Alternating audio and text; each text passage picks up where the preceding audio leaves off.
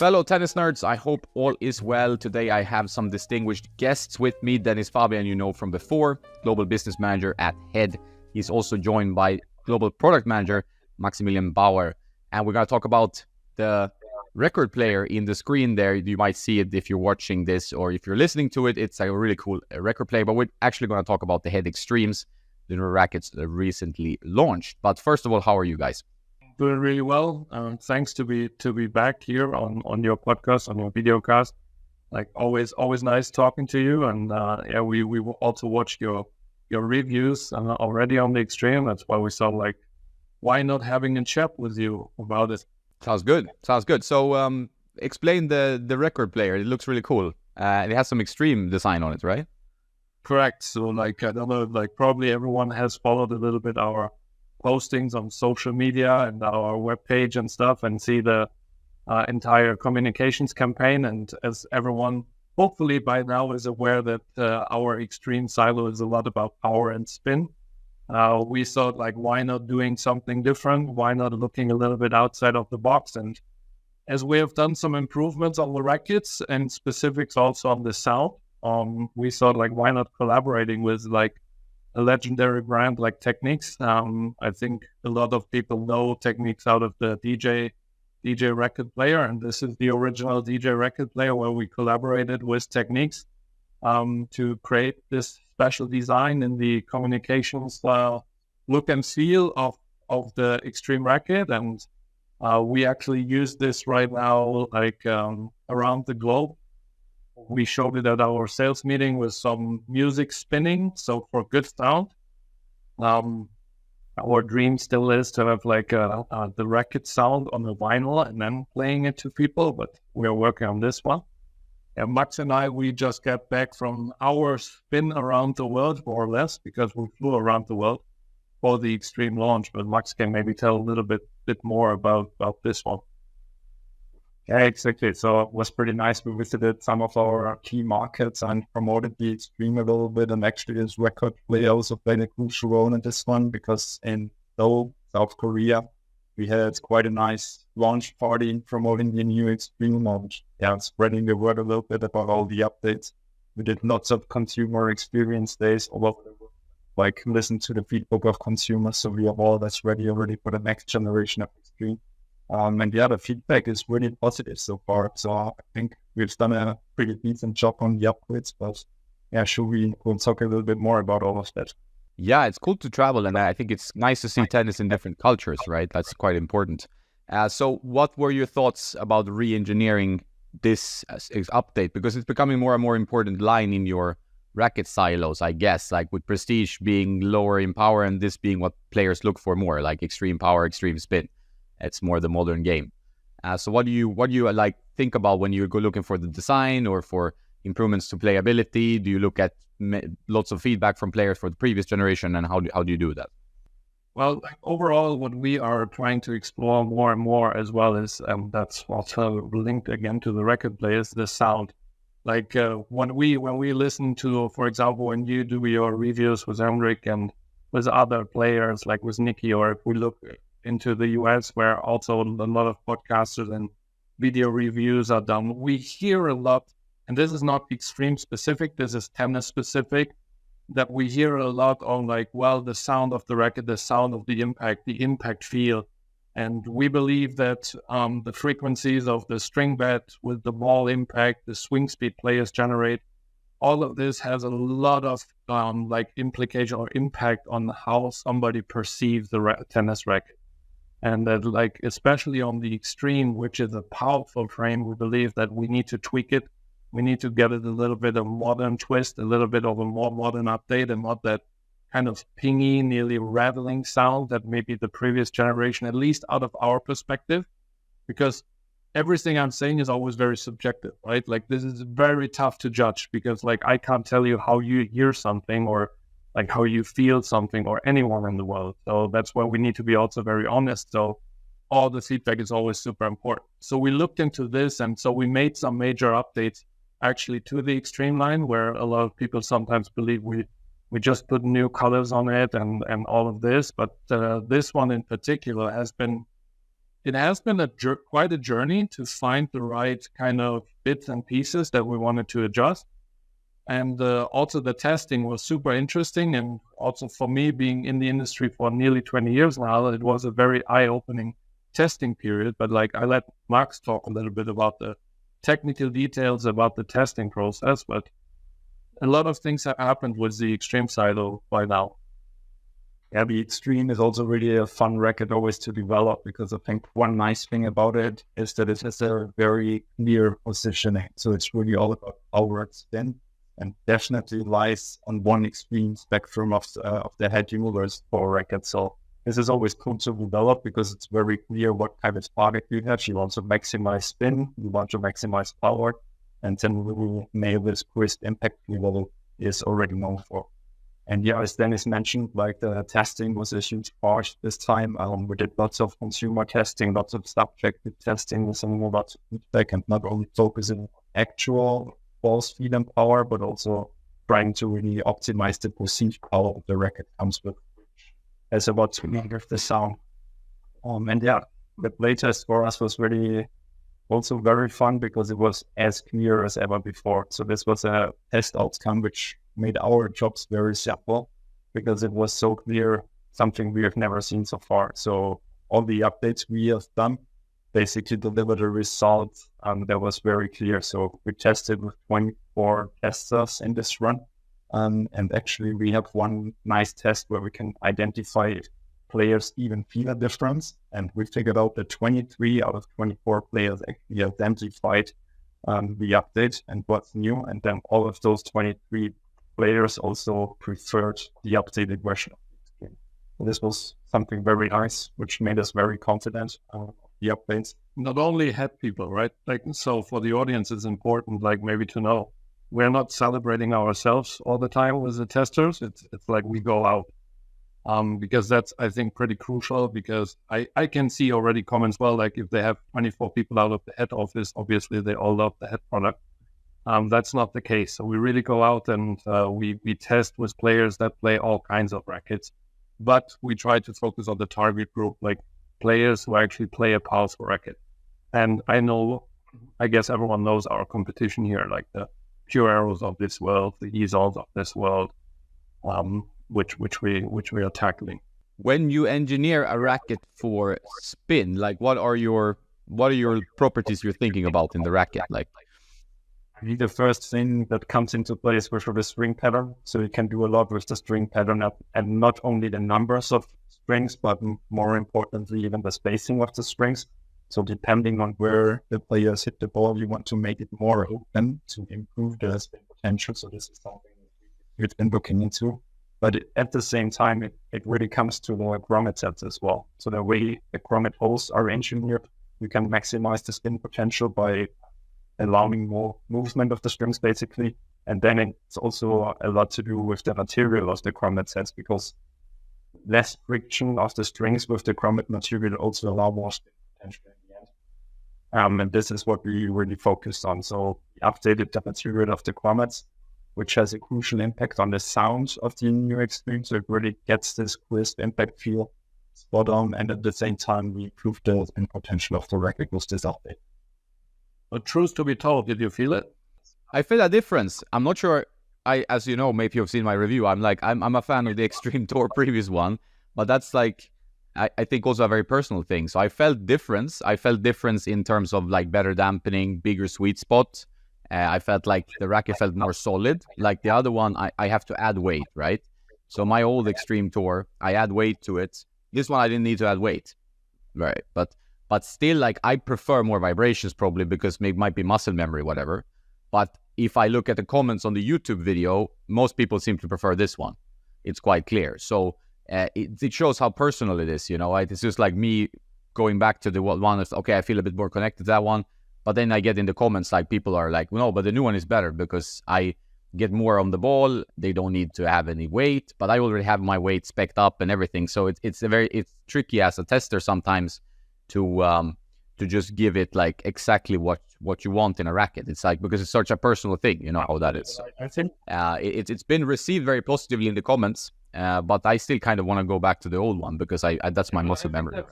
It's overall is a very fair point, and I think that's what I appreciate, especially on your reviews. And it's kind of like it's your opinion. You're like not trying to kind of support the brand in telling the new story of something.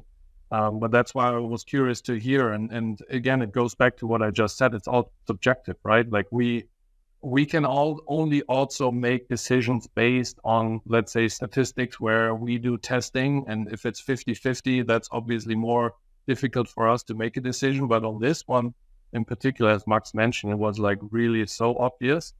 And so we need to sacrifice that. We might have you playing the older version still, but for the overall success, we believe that we went in the right direction. And just for the listeners, so like you talk about the Extreme Tour, what we have done, we have updated the naming structure a little bit. So the previous tour is now called the Extreme Pro, the same racket, same specs.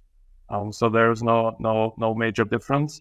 But it's also interesting what you say, that you needed to add lead or like weight to the older frame, and now to this one not. So that's where you can see how much material choices of the grommets, layup updates, and all this have impact on the perceived stability, the perceived feel, the perceived sound. And with intention, I'm saying perceived, because everyone, again, feels slightly different. I think that's for everyone. Like that's the way rackets work. Like it's such a personal connection based on your muscle memory, based on how you play. So it's very tricky topic. But like if you put things on paper, I think statistically, like, okay, this is a better racket than the predecessor. Then it's about like your perceived connection to the ball or feel, right? When you made the change, you went to Extreme Pro, which I think makes a lot of sense because you have Radical Pro, you have Boom Pro, Speed Pro, so it should be called Pro. I think this makes a lot of sense.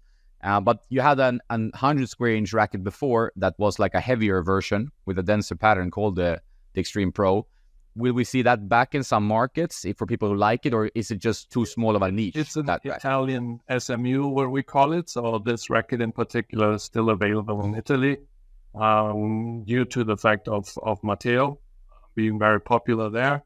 Overall, we discussed it with our global markets. That's what we always do. We discuss it with our managers in the local subsidiaries that we have, and they opted out because they said like the new MP has been so well received. They don't want to confuse consumers, and I think that's always like the chicken and egg race, right? Like you as a tennis nerd and like all the nerds that, let's say, listen to us, and also up to Max and myself, we would put out those rackets everywhere. But at the same time, we also get the comments like you're confusing the consumer. Like it's too many. It's like it's not a lot of people will actually feel or react to the difference. So that's kind of part of our job with the team. Obviously, it's not only just us two, but where we need to balance out what's right or wrong to do with the collection. Yeah, I think that makes sense. I know it can be very confusing to have too many options, and it's like if you look at the specs, you see this is also 100 square inches. It's just heavier. I can maybe add weight if I need it. And most people using the MP, you don't need to add weight, right? Like I would say 90% of players don't need to add any weight to that racket. So I completely understand it from a commercial point of view. It's just like good for the real nerds listening to know if that's coming or not, or if they have to travel to Italy now, go and buy it. 3 to 4 big like target groups. You got that group that wants that 97, 98 square inch head size racket with a slightly thinner beam that is, due to the head size and the frame construction, usually a little bit more control oriented with the bits and pieces that we can adapt. Then you got that customer that's running between that, let's say 270 gram to 300 gram on that 100 square inch, which we cover with the MP, the MPL version. And then you got that customer that wants a little bit oversized frame, even a little bit lighter, and they are not as picky as others on the weight. So for them, it doesn't really matter if it's 260 or 265. So we need to find the right playability of the layup, and that determines a little bit more the weight than we telling our R&D engineers which weight we actually want. Here we are truly focusing on the weight range with the best playability then. Yeah, I must say, like, I really like the new lighter versions of your rackets in general. I would say, like, the Speed Team was a revelation. I thought that was one of the best light rackets I've ever tried. Like, the feeling is amazing on that racket, right? I even wrote a post just about that racket because I was so excited about it. Because I think for a lot of, like, veteran players who play doubles stuff, has very good comfort. You really feel the ball, and good like launch angle and spin and power, so very easy to use. And I think similar with your other team models that I've tried, like it's like that segment of rackets is something that's getting a lot of love from your tech team, it seems like, your development team. Yeah, is that true? because we push them to get in love with those strengths. Because it's also something that we have discussed here internally, and I think it's also a little bit here about brand perception, right? A lot of people talk about Head as being like the pro and MP brand and very kind of rackets that are demanding to play, and we wanted to show the outside world that, hey, like we are more than this, right? We are way more than this, and like our MPL, which the L stands for light, the lighter version of the MP, basically gets a lot of good feedback around the globe right now. Even here internally, we have people stopping at our office and say like, wow, I'm so surprised how those rackets perform now. And as you said, on the team collection in general, like also here on the restructuring of this extreme silo right now, having just one team model, also with the speed, having one team model, we really want to put some focus on it, and we will continue to do this across the silos over the next couple of years. And as you said, like Speed Team is an amazing racket, in my opinion, also for juniors, for juniors that maybe not have developed yet the body type, really fully go for it, but still want that speed kind of feel and sensation and the look. I think it's a very good, and right now still a little bit underrated racket in the market. I think we need a little bit, one more generation maybe, to get it into the heads of people that they try this one. But especially on the extreme, I think those models also have had a really nice upgrade. So you mentioned already the perceived stability, so that also holds true for the extreme MPL and the extreme T. And I think one thing that is particularly nice also for the target audience is the launch angle of the extreme. So it's a very spin-oriented brain. So it really helps those players as well to generate that kind of nice and aggressive trajectory, to also be on that level, really aggressive and use kind of the spirit of the extreme. No, excellent frames. I really like the lighter offerings, because if you get, like, I usually tell people, like, you can get, if you're unsure of your weight range, right, or your specs, you're worried about quality control, whatever, but you can always get an MP light, which is the same mold, and then you can tweak it if you want, and leave it as is if you want, because they play well. Like the Speed MP light is something I really like as well. This MP light seems good as well. So it's like, it's actually a good option. Let's say if you want, not sure quite if you're up for the 300 gram, and then you can get this, and if you can add a little bit of weight, and then you're home, you know. So I think that's actually a very good option, but people don't think about it. That as well is that the MPL comes in a different string pattern also than the MP. So that's also a good option to know, I think, for consumers, because the MPL string pattern is a bit more open compared to the MP string pattern, which allows you to generate even more power and speed. That also shows like our that's a good point. dedication for the love of detail of what players are looking for, and who we are targeting. So it would be an easy one for us to make just the MP a little bit lighter and go for it, and it still would be a success. But we weren't super happy with it, so we tried the other string pattern, and it just outperformed. So we take that choice and do two different string patterns. I don't think a lot of brands would do it actually. But it also shows our dedication here. Which strings did you try in this racket? I tried Lynx Tor, Hawk Power, some other string brands as well. A few strings, yeah. A major difference when playing with it? Because that's something that comes into my mind for, in particular, on the extreme.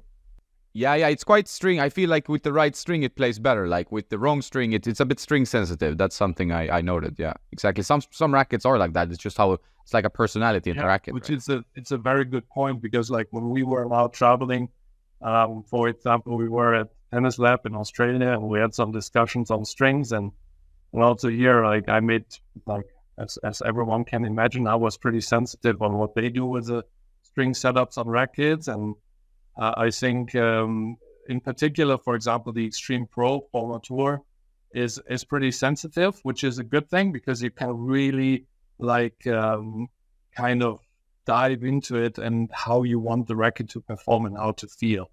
So I'm always telling everyone, if you try one with Lynx Touch and then try the other one with Lynx Tour, and you will definitely feel the difference. I mean, I remember when you were here and I gave you, I think one of mine was the Hawk Power back in the days. I think it was kind of a wow moment for you as well in terms of the difference, how the racket all of a sudden performed and sounded. Yeah, Hawk Power was great in that one. Like I really enjoyed that combination. So that's a great string that I come back to from time to time. One thing I want to talk about as well is the cosmetic, because cosmetic is a big upgrade, I think. Like it looks super fresh, vibrant. The other one had a bit of up and down, I think, in the feedback general, like the avocado one. While this one just looks, I think everyone is pretty much in alignment. I mean, some people will never like anything colorful, like on a racket, so they would prefer a night edition. Maybe we see that at some point, I don't know. But I really like the cosmetic. Like, what was the thinking there? Right here that you said on this one. No, but I think it's a really good point, because there is so much love to the detail. So first of all, the nice thing was the boom alternate was so successful that we took the inspiration a little bit from there. We wanted to follow up on that tonal approach and the tonal design option with the colors, which I think looks really cool on this one. In addition to that, you will notice that the grommets, they are transparent. So this is also something where we took the inspiration from the sneaker industry, because lots of modern sneakers with those vibrant colors like the Extreme, they actually have a transparent sound, which was really cool. So that's a really nice idea from our designers, which I think is really cool. And in general, like the color combination, we ran through a lot of iterations, because with tonal designs where you have two colors that are very similar, it's really crucial to find the sweet spot there. So you look in those Pantone color books, and for this one, even like our designers developed almost their own color, fine-tune it and find the sweet spot of combine. Yeah, and it has to be kind of extreme, because that's the name, right? So it's like, I think it works really well in that sense, that it's extreme in a good way, it stands out. So I do know, like, people sometimes like to have the option of, like, here's a black edition, but that's for everything, right? So but this one, for me, it stands out in a really nice way. It pops and can be used with a vibrant string or like Hawk Power. It works with both, because some rackets don't work with string colors so easily, right? It's as you say, like the black racket with some. Then technically, I think we wouldn't make a mistake if we do all the rackets black and just have one color pop in it in the different title colors.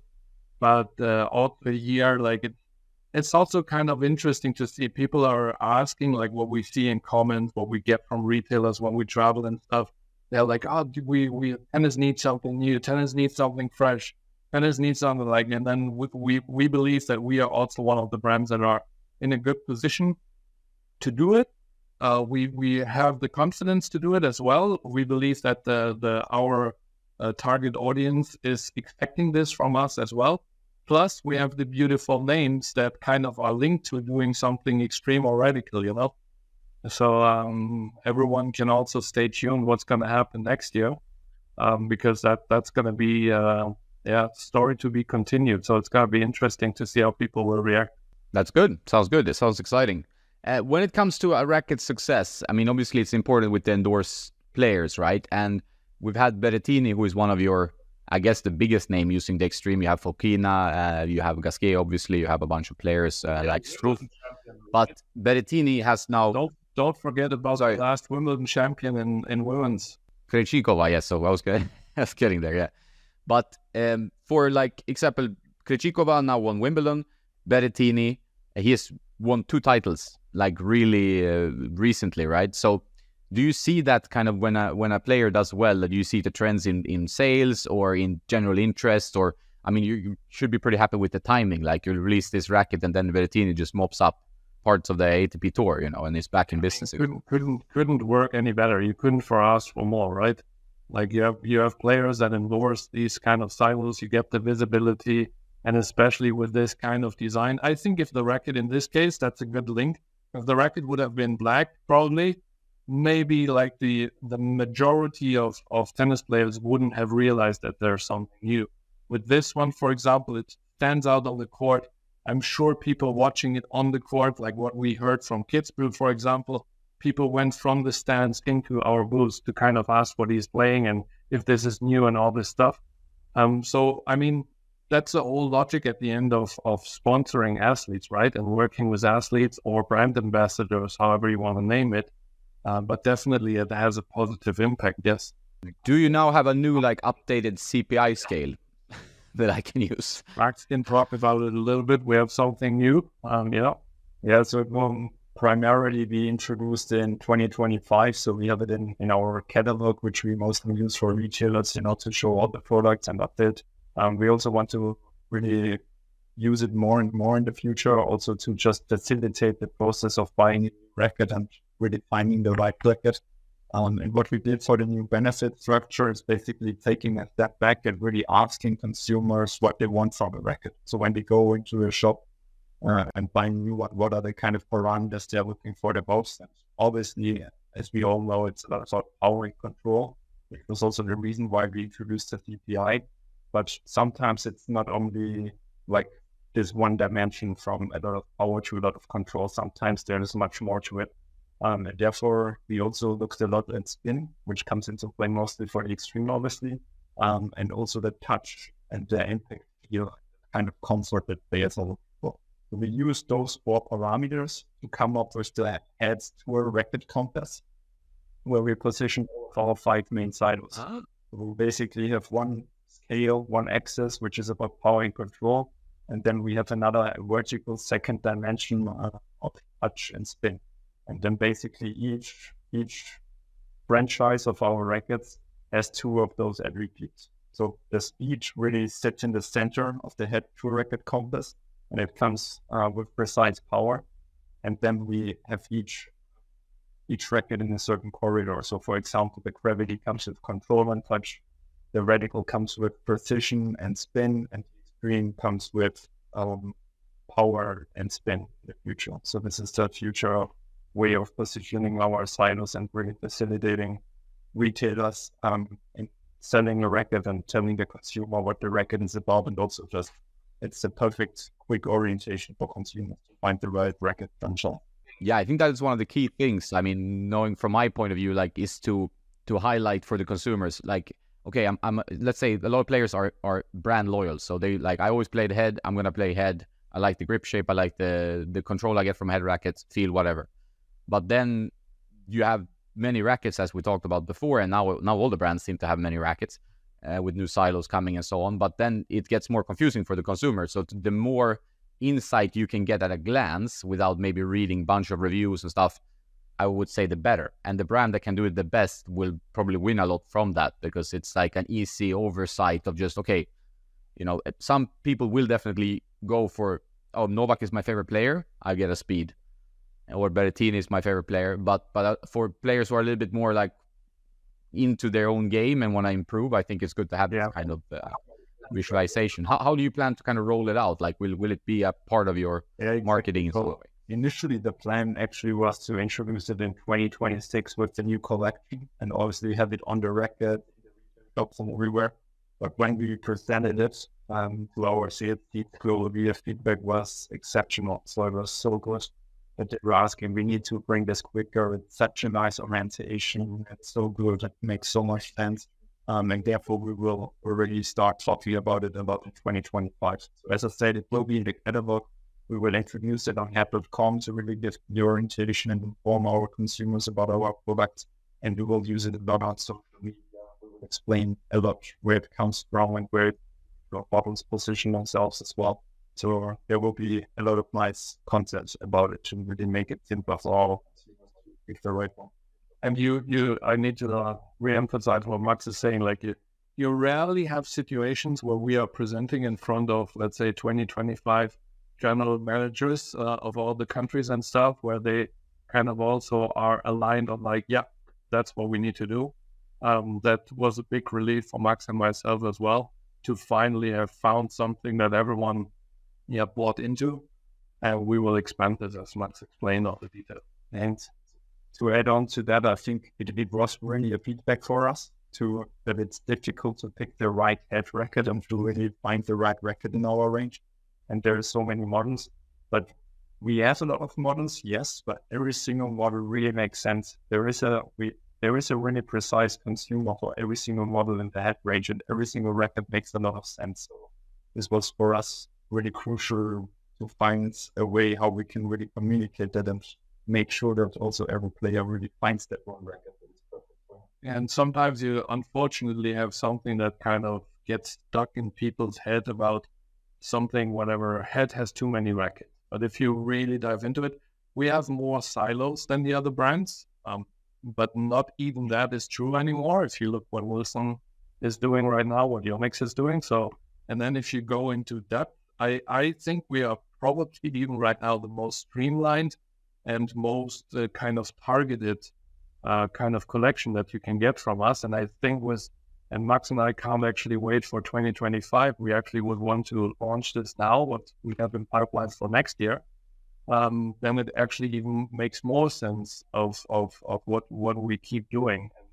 We hope that this is also going to be appreciated from the market, from our retail partners, from the consumer. Yeah, I think the way I saw it before, I mean, it's changed a bit because now you're seeing all the brands release more and more rackets overall. So maybe it's a sign that you did something right from the beginning with your silos, because if you see other brands also adding to their lines and to their silos, it makes sense to have a good selection, but it not being too deep, because that's when the thing starts getting confusing. Like, okay, how many 98s, how many hundreds, and what is the difference of a blade versus this thing, and et cetera, right? So so it's pretty logical in that sense, and I think people like choice. I don't know if you get that feedback, but people want to have like their own personality highlighted in a racket, and with the different color options that you have in your lines, I think that might resonate with people, because they, okay, I'm a boom person, or I'm a more of a radical like this, because it's quite strong in colors, which I don't see in the other brands. Would you agree with that? How is the feedback that you get? I mean, you're spending quite some time at tournaments, you're on the court, you're testing like all the other brands, and like you talk to a lot of people. How is the feedback about, let's say, matte and glossy rackets, for example? That would be something I would love to ask you, kind of using this moment where we have a chat here. Yeah, I think most people don't really think about it so much. And I think maybe it's changing a bit. Like old school players, they like the glossy, they like glossy, it should be glossy. But I think it's also changing a little bit depending on like the overall design of the racket. Because some rackets, I'm not sure like the new Extreme will look good glossy, you know what I mean? Like it doesn't suit the glossy design. I mean, I'm not sure if Berrettini plays glossy or not, but it's for example, doesn't really suit it. So, but it may be a black racket, like a more gloss to the speed looks better, for example, because it's black, right? So I think it's really dependent on the color, and people don't seem to think so much about gloss versus non-gloss. But what I said before is I get a lot of like, oh, I only want black rackets, I think that's a little bit like outdated, because like you said, it gets boring after a while. You're like, okay, I would try 4 different black rackets with different accents or color additions to it, and it's not that interesting, and you're not gonna get people maybe who are not super into tennis but want to get into tennis maybe to be so excited about tennis. And we have to think about growing the sport as well, and not only keeping the nerds there, but actually adding. Yeah, you need to have something. So, and this is interesting also and you can think about it, we have to have in mind a global collection, right? And global kind of appeal of the product line, and also the various markets. So that Extreme racket right now in South Korea, and we had 2 major launch events. One was online, where nearly 500,000 people just in Korea watched the launch of this particular racket, which was incredible. I was a little bit overwhelmed because all of a sudden Max and I were asked to play during this video, which was kind of funny and a new experience too. And people just go crazy over there as well, and in general in Asia, on like, let's say, fancy, more extreme colors, like a little bit more outgoing and other than in other markets.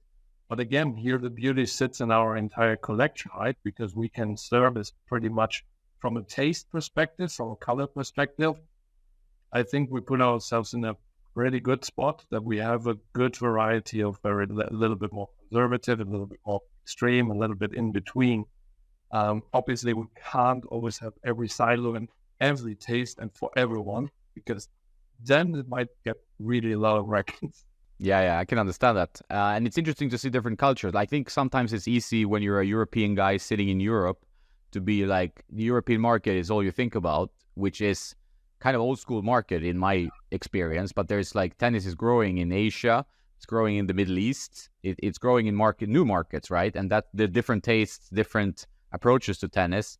Well, where you're stuck in a kind of European, like the old PT57A prestige kind of, like a lot of people are like that, but it's changing. Like tennis is changing, and it seems to be doing well as a sport. So it's nice to embrace like new ways of looking at tennis. From our technical side, and maybe Max can talk about this a little bit, is the color obviously has some influence on what we can do technically with the layups of the rackets, with the weight distribution and all this stuff. So sometimes it's also for us very important to start very early of like what do we want to achieve with the racket, and what influence does it have on playability, and what kind of options do we actually have with colors. But like, yeah, Max can say.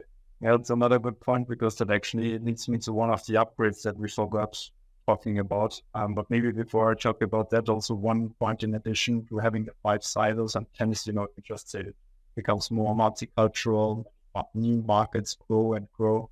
But also in general, like when you observe tennis, I think that game style became much more multidimensional. So there's many different types of players, more than in the past, I would say. So there's obviously like the still conservative players with a lot of serve and volley, big serves and stuff like that. But lots of young players who really whip the ball with a lot of top spin, and still got the players with very flat strokes. So I think this is also a benefit, not only in terms of offering colors and designs, but also offering this variety in impact feel and playability and benefits of the racket. I think we're really well set up there. But to Dennis' point, I mean, one thing with the design also is that the black design is lighter than a light design, right? So when you have the raw frame coming out of the molds, the raw frame is black because of the carbon fibers. So if you make the racket then also black, you don't have to add a lot of weight, which is quite easy then to develop, because you save some weight there. You can do more to the layup and carbon fiber construction. And when you make a racket like the Extreme, for example, you have to add lots of layers so that the color really becomes that vibrant, which is then always a bit of a challenge for our R&D to get the layup right. And also it comes a lot to tolerances, because applying the spray paint is the most crucial part to keep the tolerances in a nice spectrum. So this is also an update we have for the Extreme being the first one. So on the Pro and T model for the Extremes, we managed to really significantly reduce our tolerances. And so the rackets, this is always a critical topic, because obviously every consumer would love to have 2 identical rackets. But we produce so many rackets every year and it's still so manual, the process of developing a racket, which is why there's logically a bit of a difference in any racket. Because you add the grip pellets, you add the carbon fibers manually, you add the plastic parts manually. So all of those steps, they just add up to having tolerances in the end. But we now with the Extreme really managed to get it into a nice corridor. So we can promise in the future that it is plus minus 5 grams, which is not the end of our showing. So in the worst case, you can still have a 295 and a 305 gram Extreme Napkin, for example, which is not ideal. But also there, it's less likely, because usually a retailer receives one box where the rackets are all made by one worker in our factory, and then the rackets will be pretty close to each other anyway. So the biggest problem is usually when, I don't know, someone buys the Extreme Pro in Melbourne and then flies to Spain and buys another Extreme in Madrid, for example, then it might be that you really have the 295. But we are on to a journey to really get this right and make it as small as possible to really serve the kind of quality that people really expect from our brand. And the entire world can be very happy that not Max and I are painting the rackets, because then we would talk about kilogram frames and not gram frames.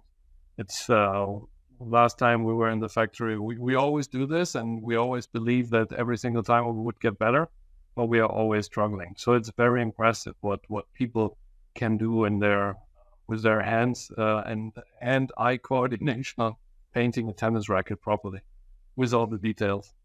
Yeah, I think people don't realize, unless they've seen videos maybe online or been lucky to been to your factory, right, is that how manual the process is, and like how like it's not easy to make a tennis racket. You start with like a tube of carbon, and then you're getting it into a racket. It's like an insane thing to see if you're holding a racket in your hand and then you're seeing the whole process from step one. It's something everybody should look up if they haven't already, because it's quite insane. And that's also why like the issues with quality control has been over the years, because it's a difficult process and it's labor intense, right? So, and you need like a skilled people doing it.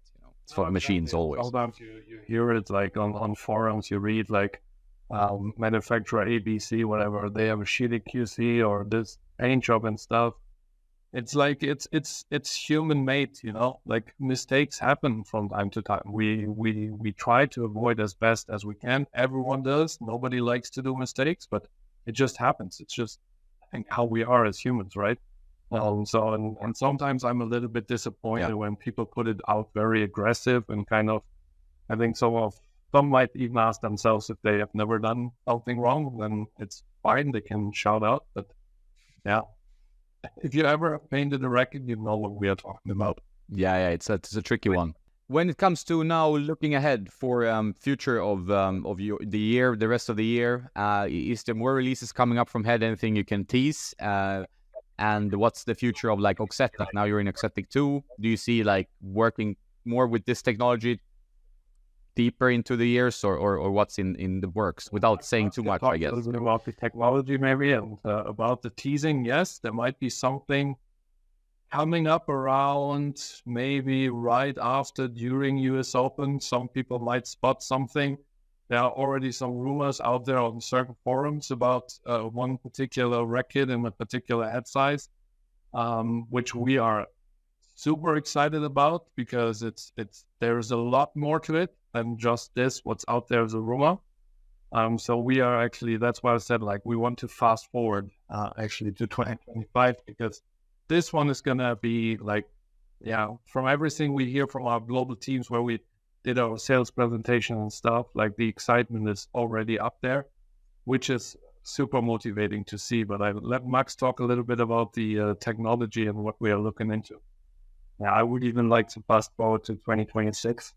There's even nicer things to come, but yeah, in terms of technology, Oxetic is super well perceived, so the feedback is pretty incredible. Also on Oxetic 2.0, maybe the nicer. You talked in the beginning about feeling this connection to the ball. I think this is really spot on with Oxetic, but at the same time, with a nice solid impact feel with this perceived stability. So it has done a lot to our range, making it just feel more solid and stable, which is why we want to keep it. And therefore we are right now, researching a little bit on what kind of new technologies we might be able to combine with Oxetic to. And every feedback, everyone should comment right now in your comment section, so we know what we need to do. Like in Germany, we always say we have 80 million national trainers for the soccer team. So in tennis, we all have millions of emails out there. So please write whatever you want to write, so we know about it, and give some love to you and your podcast.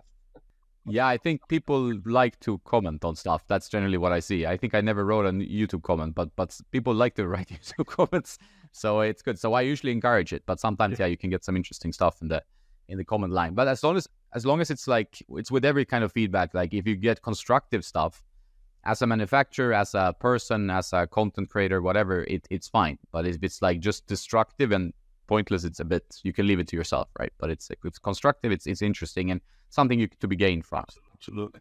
So yeah, it's an exciting 2025 coming up, and also already 2026. So we are in the middle of 2026 finalizing.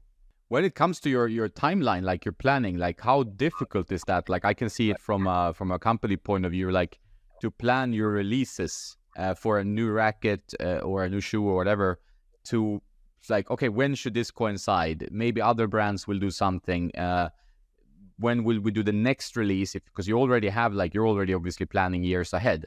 While for me, I don't even know like what that forum racket is talked about. Now I'm curious. I have to go and check that out. But in one you might already have seen on social media. There was a special racket we did with a company in the US for a certain women's promotion, which was super cool. Yeah, but in general, looks cool. As you know, we have a 2-year life cycle. So usually we focus on 3 franchises 1 year, then 3 the year after. And we always try to obviously couple global events with a specific launch to really get the full player appearance, and use the timings where people are generally spend a lot of time on the tennis court and they're curious to look for new equipment. So that's always our major focus when we select the launch date, and then we just try to combine it in a nice way so that our logical order of releasing the products really makes sense. Yeah, I can see that. And you need to keep the pulse on what the other brands are doing, obviously. It's not like you have huge competition because it's only like three other brands that can even closely compete, I guess. The racket market is tough.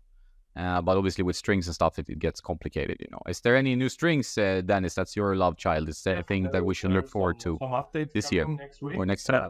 Next year, which is like I can already talk about it a little bit. We're gonna relaunch Hop Rough, because we are giving it the name that it should have had from the very beginning, because Hop Rough was always the rough iteration of Hop Touch. So it's going to be called Hawk Touch Rough, and it's coming in a new colorway. So I think that's important for the consumer because I think it was a little bit misleading with Hawk Rough. Then we will have our first armpit string, and I think everyone knew about it because there were big time testing with version 1 versus version 2. We have now the votes. We have made a decision, so that string is going to come. And yeah, maybe some other stuff as well that I shouldn't talk. Yeah, I know. You have to keep your cards close to the vest. It comes with the territory, right? Yeah, so there's lots of things to look forward to. And I must really give you credit for just coming on the podcast and talking about gear because it's the other brands. I mean, obviously Prince, Tim is great. He's doing it as well. And you know Prince, Dennis, since before. But I wish like other brands would also be open to coming and discussing their products because I really appreciate the openness. And I think from reading the comments from previous podcasts you and I have done, Dennis, is that people really like to hear it from you guys and to have a more of an open dialogue and where you explain what's in the works and without saying too much, obviously.